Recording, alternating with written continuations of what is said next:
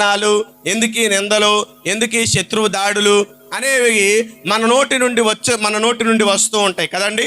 మన నోటి నుండి వస్తూ ఉంటాయి. ప్రార్థనకు సరిగ్గా వెళ్ళకపోయినా, దేవుని సన్నిధిలో సరిగ్గా మనకు కనబడకపోయినా మనలో వచ్చేటువంటి మాటలు ఏంటంటే, ఇంత ప్రార్థన చేస్తున్నానుగా, ఇంతగా నేను దేవుని సన్నిధిలో దేవుని నామాన్ని గణపరుస్తున్నానుగా, అయినా నాకే ఎందుకు ఇన్ని శోధనలు, అయినా నాకే ఎందుకు ఇన్ని అవమానాలు, నిందలు అనేవి మనం అప్పుడప్పుడు మన నోటి నుంచి వచ్చేటువంటి మాటలు ఇవి. కానీ దావీదు జీవితంలో అలాంటిది లేదు.